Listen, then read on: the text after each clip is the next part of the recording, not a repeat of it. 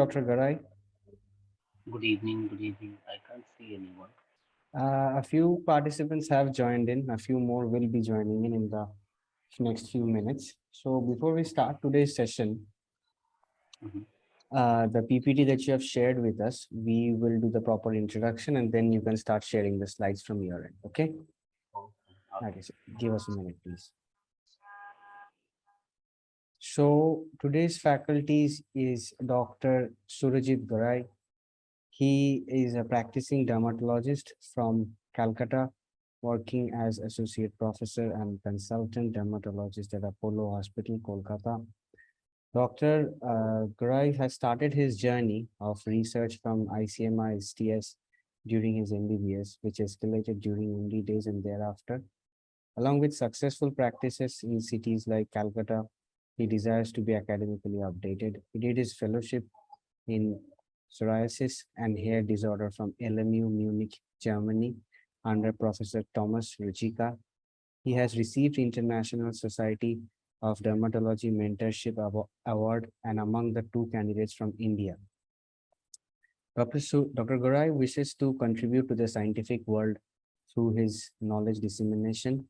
Dr. Garai recent interests are in AI in dermatology, teledermatology, psoriasis, and advanced cosmetic procedures. He uses few of the best lasers in the world. Dr. Garai has published Dr. Garai has had over 35 publications and more than 75 presentations nationally and internationally under his name. He's a well-known academician and national faculty for the last 3 years. Dr. Garai is the deputy editor of IJD. He was honored with many awards, including World Congress Travel Grants to Vancouver, Canada, Milan, Italy, IADVL, West Bengal International Recognition Award, and ISDS Travel Grant. Thank you. So, Dr. Garai, with that, I will stop sharing the slide from my end, and you can start sharing the slides from your end, and the class can resume. Thank you. Thank you so much. Thank you so much for the kind introduction. Good evening, everyone. May I have some introduction of the audience, please? Um, what they does their all-MD or their MBBS? I don't know actually. Participants, kindly unmute yourselves and give a brief introduction to Dr. Garai, please. They are all MRCP candidate cleared how many layers? MRCP part one, part two, or what? I don't know. I think they are all aspiring for MRCP Part 1. Part one. Okay. Yeah. Okay. Got it. So today we can discuss few questions and few basics of dermatology. I will cover bullous disorders and psoriasis mainly, because in this 2 hours it will be difficult to cover all dermatological disorders. So let us start without ado. Is it okay? Yes, please go Hello, ahead. everyone. Am I audible to everyone? Yes, sir. Yes, very much, sir.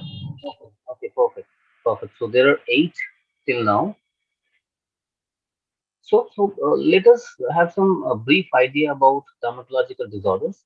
That is also called dermatology tree. If we consider the whole dermatological disorders, then it will be like infectious disorders. That might be bacterial infection, viral infection, or fungal and protozoal infections. There might be different kind of inflammatory disorders like psoriasis, sarcoidosis. Uh, there might be bullous disorders, autoimmune blistering dermatosis. This is one of the most important uh, dermatological disorders, and in those disorders we get uh, mainly pemphigus and pemphigoid group of disorders. There are few disorders mainly related to adverse drug reactions.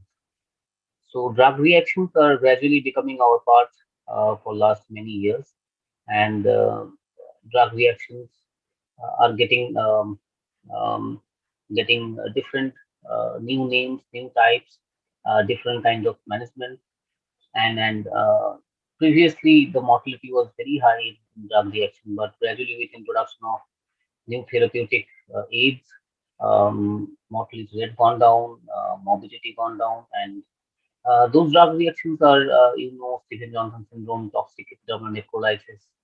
Other than that, um, there are erythema multiforme major.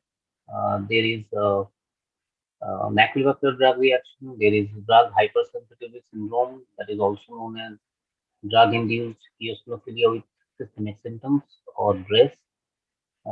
There are acute generalized exanthematous pustulosis or AGEP, uh, and there are a few more. One important is fixed drug reaction, FDR or FDE, fixed drug reaction also called. So these are the drug reactions. Apart from that, there are autoimmune conditions, autoimmune diseases like SLE, dermatomyositis. All those are having cutaneous lesions, and now it's an integral part of dermatology itself. Um, there are a few more diseases like neoplasms. So dermatology neoplasms are also getting recognized very early in the stage of disease. Uh, Neoplasms are managed very nicely now. If we consider melanoma, it was a deadly disease 10 years back, 20 years back, but now melanoma has a lot of early diagnostic tools with dermoscopy, biopsy, and with the advent of immunological immunotherapy, there is a great uh, leap forward in the management of melanoma. There are also SCC, BCC, basal cell carcinoma, squamous cell carcinoma, and others. Uh, there are a few benign neoplasm of the skin that definitely different and rare, especially adnexal tumors like pilomatrixoma, hydroadenoma. Adnexal tumors are mainly arises from the physiological, uh, anatomical components. Those are present around the hair follicle. So it might be sweat gland, it might be sebaceous gland. So those are also part of dermatological diagnosis. There are lot of childhood disorders, lot of pregnancy-related disorders found in dermatology now, and those are very integral part of it. So there's a wide variety of dermatological disorders. Now we will give a brief introduction about uh, functions of skin and how to diagnose skin disorders. So let me share my screen. Two things I will discuss now. One is structure and function of skin and basic lesions of skin or how to examine skin. So in the introduction, skin is a complex, dynamic, and largest organ in the human body. It consists of cells. Those are called keratinocytes. There are two main layers. One is epidermis and dermis. You all know it, and they are attached to specialized structure called dermoepidermal junction or basement membrane zone. This is very important part because this basement membrane zone is the part where all the pathology of autoimmune disorders lies, and we will discuss that. Skins have many purposes, including cosmesis, health, and survival. 7 to 10% of the total body weight is the skin. It's around 4 kg. The surface area is 1.5 to 2 square meter, and the thickness varies from zero point 0.5 to 3 millimeter, depending on the body uh, area. Coming to the functions, mainly the barrier functions that prevent the outer world, outer pathological world to come in, like the viruses, bacteria, fungus, protozoa, all could not come into our system because of this presence of skin. And also skin protect us from outer heat and cold, so it maintains thermoregulations inside the body by transepidermal water loss and sweating. So whenever there is cold outside, there is dilatation of the blood vessels and increased cutaneous blood flow, and thus there is a feeling of warmth. And the opposite happens when there is more temperature outside. It is a sensory organ, definitely. It maintains water electrolyte and expiratory functions. Thus, it acts as a dynamic organ. it has a lot of endocrine functions, like it synthesizes vitamin D, a lot of icosanoids, retinoids, and few other chemicals. Immune functions of skin are gradually getting recognized uh, um, day by day, and uh, primary immune immune surveillance happens in the skin whenever there is new antigen exposure through the skin. It alerts the body to get ready and prepare the preventive cellular mechanism to combat later, and it helps to build up the memory function, and definitely the cosmetic aspect of hair and nails along with the skin is important. If we go through the structure, then there is epidermis, there is dermal junction, then there is dermis, and hypodermis below that. This hypodermis is connected to underlying muscles, and thus the whole skin attached to it um, underlying structure. So in this image, we can see that mm, there is a junction between epidermis and dermis. This junction contains a lot of antigenic structures, and it is a specialized structure uh, where there is formation of antibodies, and due to antigenic destruction, there is split in different levels here, giving rise to autoimmune distinct.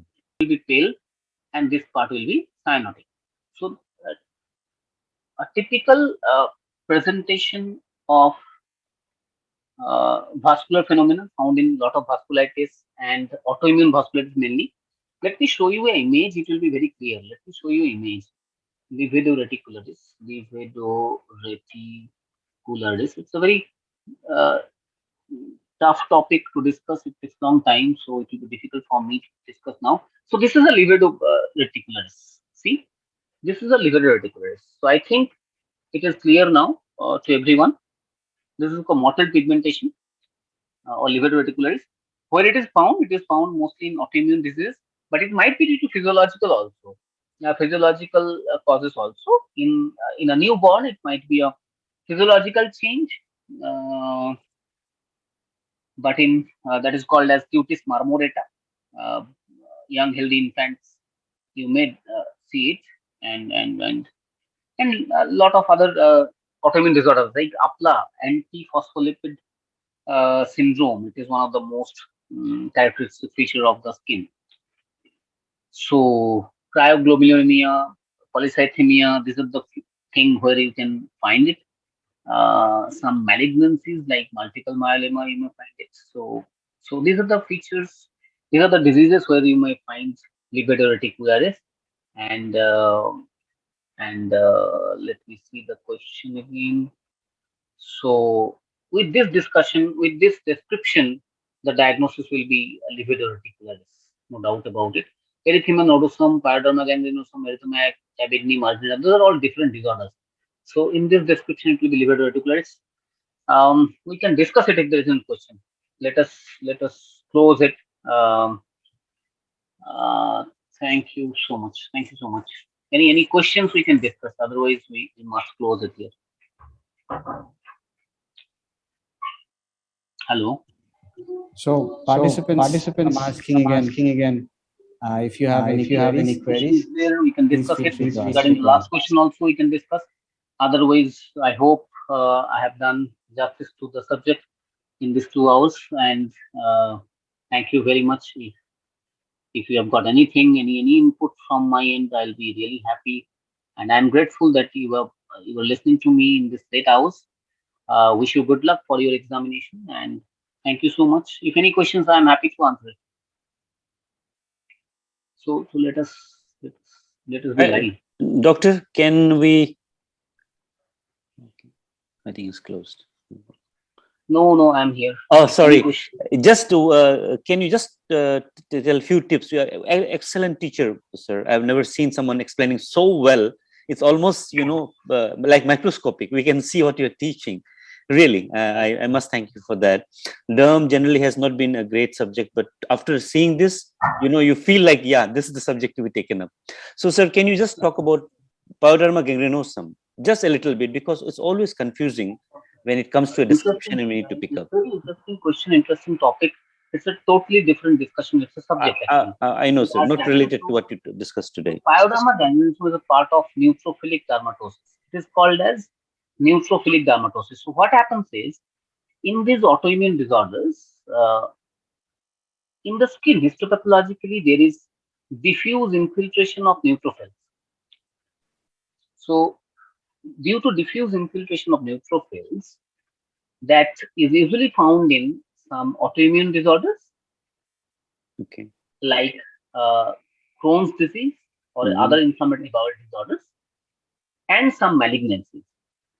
So, it start with a small nodule that is painful. Okay. Then it ruptures to form an ulcer. The ulcer gradually enlarges in size, and the margin of the ulcer goes beyond its visible. So you can just insinuate your finger in the margin. So in the periphery of the ulcer, there is bluish discoloration or pigmentation. It doesn't respond with normal uh, ulcer therapy. It is a classical description of pyoderma gangrenosum. There are similar kind of disease in this group of disorders called sweet syndrome. Right, sir. So in the sweet syndrome, it is very painful acute condition with the nodule. There is no ulceration, but in pyoderma gangrenosum to start with, there is nodule and then gradually it ulcerates. But in sweet syndrome, the predisposing factors are same, like IBD or some systemic malignancies. But in sweet syndrome, there are a lot of multiple red nodule without an ulceration. But in histopathology, in both the cases, it will show diffuse, dense infiltration with neutrophils in the throughout the dermis. In pyoderma gangrenosum and sweat syndrome both, the treatment is the diagnosis is by exclusion. By exclusion by what? By exclusion of infection, like an infection called Buruli ulcer or atypical mycobacterial ulcer, a tubercular ulcer, a malignant ulcer, and exclusion of other uh, causes like trauma or some other causes of ulcer. So it's a diagnosis of exclusion, and the treatment is by high dose of systemic steroid or some steroid sparing agent. So initially, we need to do high dose of systemic steroid for a quite longer time, and with systemic steroid initiation, the rapidly also starts healing. That is the basics of, I think, Yeah. pyoderma gangrenosum. Between the sweet syndrome and pyoderma gangrenosum, they generally mention plum-colored. Whenever we talk about sweet syndrome, this is how is to memorize plum-colored papules, plaques, and mucosal involvement, which may not be there in pyoderma gangrenosum. Is it true? I mean, mucosal involvement Yeah, can be in pyoderma both. gangrenosum is usually ulcerative lesion, single one or two, three Okay. lesions. But Right. sweet syndrome is a corpus of lesions all over the body. Okay. So sweet syndrome is emergency. Patient get admitted, high fever, high degree of pyrexia, and generalized weakness and skin lesions. Can the confirmation be with a skin biopsy, which is generally Yeah. recommended for sweet syndrome, but for pyoderma, we cannot, right, sir? In pyoderma also we can do a skin biopsy. In the criteria also skin biopsy is one of the criteria, and in both the cases diagnosis is by exclusion and with a skin biopsy. Thank you so much. Thank you so much. One of the best classes still today. Thank you so much. Okay, so Dr. Garai, with that, we will conclude this session. Thank you very much. And thank you to all our participants for this session. We'll reconvene next Saturday. Thank you.